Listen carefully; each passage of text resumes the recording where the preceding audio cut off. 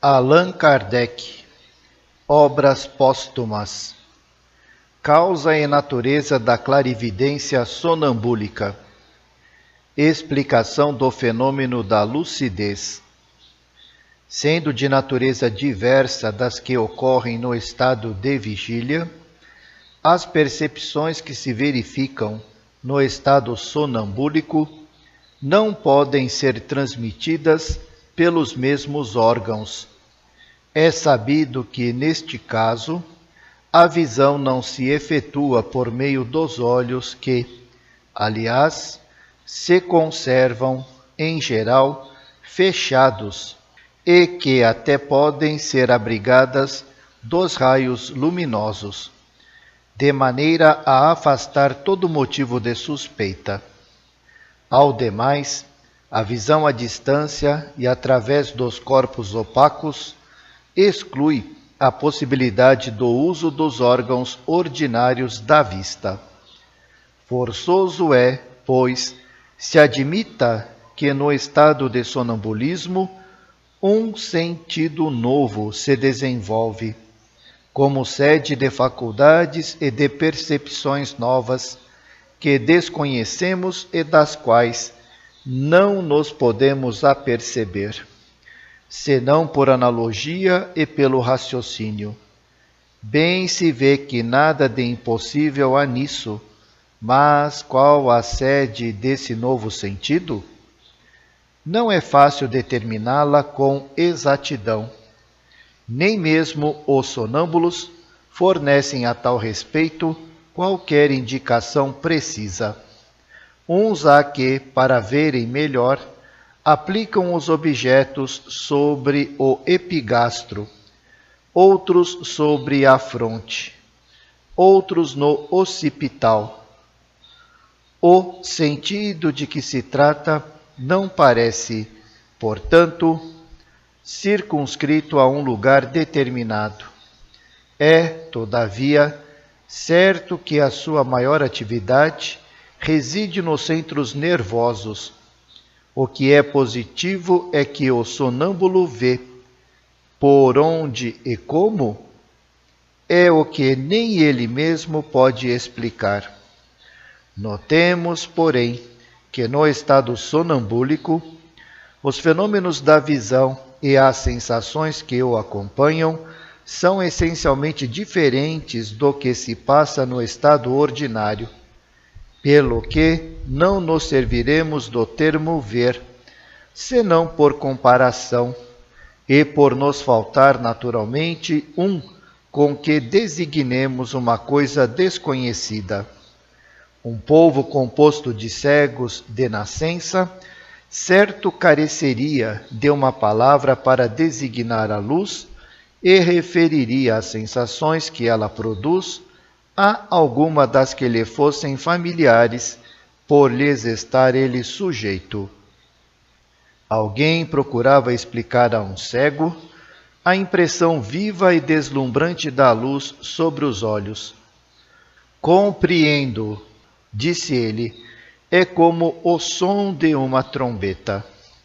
Outro, um pouco mais prosaico, sem dúvida, ao qual queriam fazer que o compreendesse a emissão dos raios luminosos em feixes ou cores, respondeu: ah, sim, é como um pão de açúcar.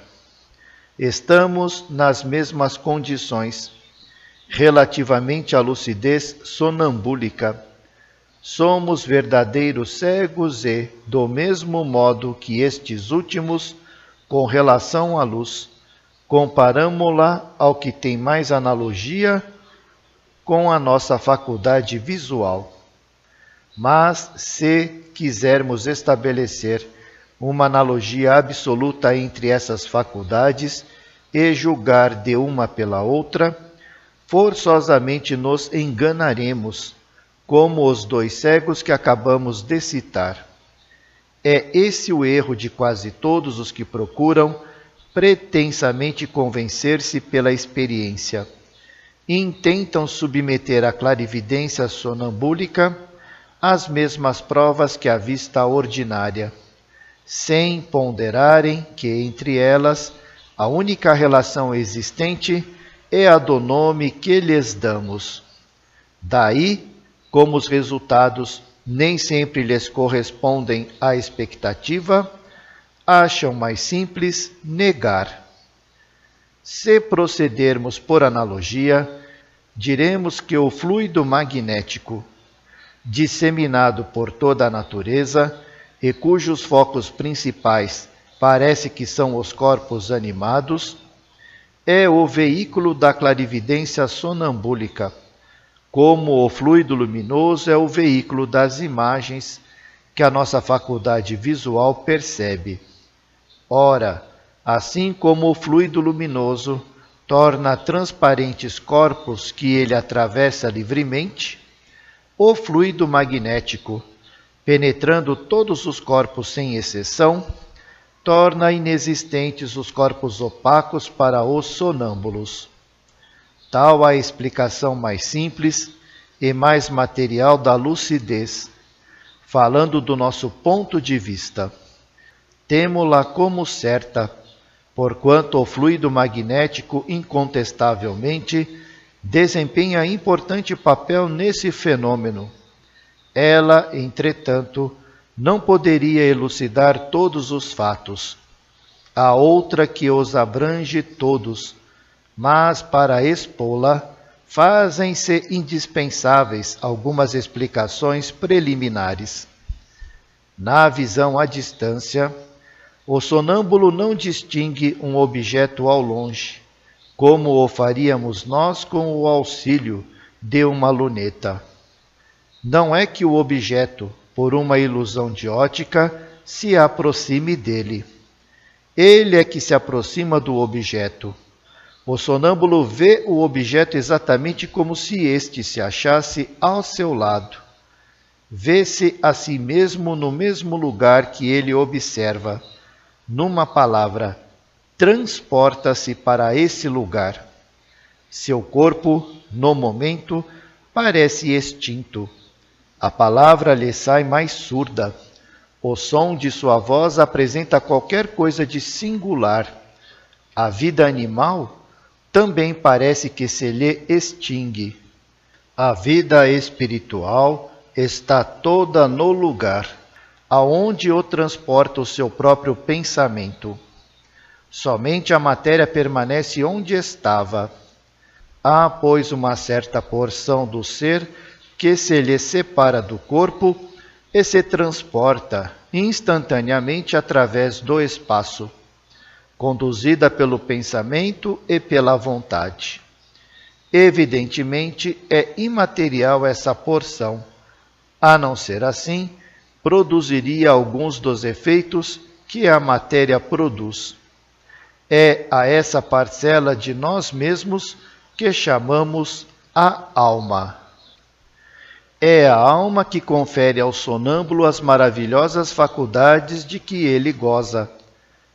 A alma é quem, dadas certas circunstâncias, se manifesta, isolando-se em parte e temporariamente do seu invólucro corpóreo.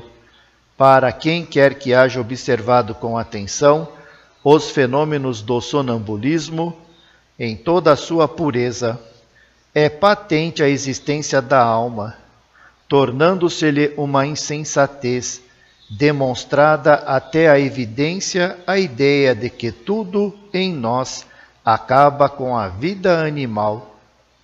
Pode-se, pois, dizer com alguma razão que o magnetismo e o materialismo são incompatíveis.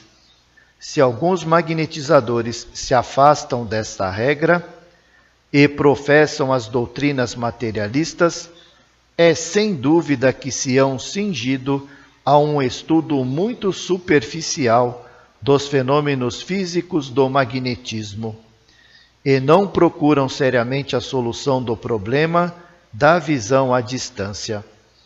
Como quer que seja, nunca vimos um único sonâmbulo que não se mostrasse penetrado de profundo sentimento religioso, fossem quais fossem suas opiniões no estado vígil. Voltemos à teoria da lucidez.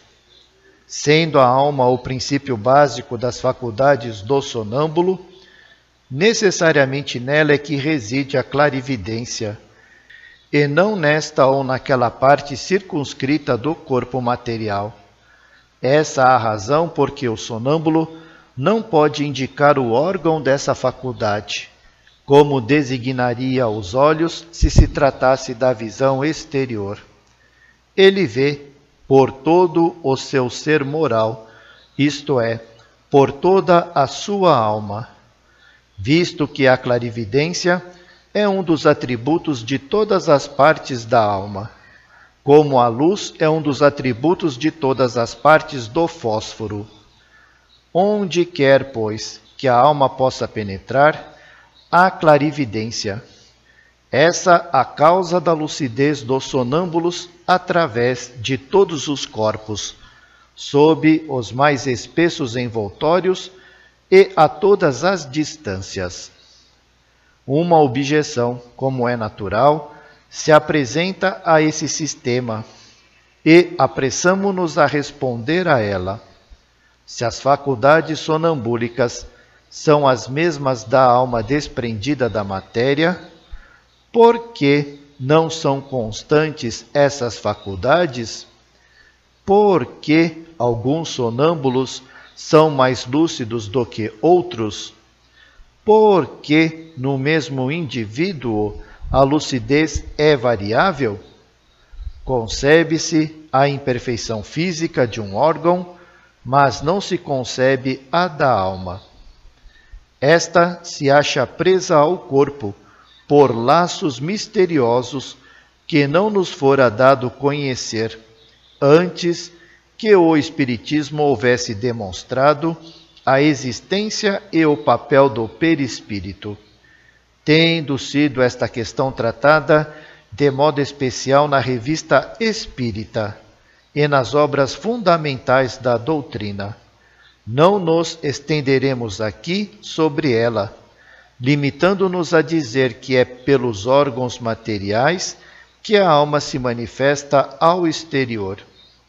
Em nosso estado normal, essas manifestações ficam naturalmente subordinadas à imperfeição do instrumento, do mesmo modo que o melhor artífice não pode fazer obra perfeita com utensílios ruins. Assim, por muito admirável que seja a estrutura do nosso corpo, qualquer que tenha sido a providência da natureza com relação ao nosso organismo, para o exercício das funções vitais, acima desses órgãos, sujeitos a todas as perturbações da matéria, há a sutileza da nossa alma. Enquanto, pois, ela se conserva presa ao corpo, sofre-lhe os entraves e as vicissitudes. O fluido magnético não é a alma, é um liame, um intermediário entre a alma e o corpo. Atuando mais ou menos sobre a matéria, é que ele torna mais ou menos livre a alma, donde a diversidade das faculdades sonambúlicas.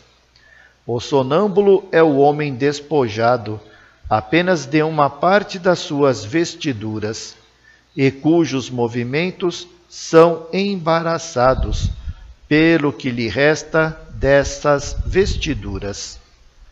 Somente quando tem alijado de si os últimos restos da ganga terrena, como a borboleta que abandona sua crisálida, encontra-se a alma na plenitude de si mesma e goza de liberdade completa no uso de suas faculdades.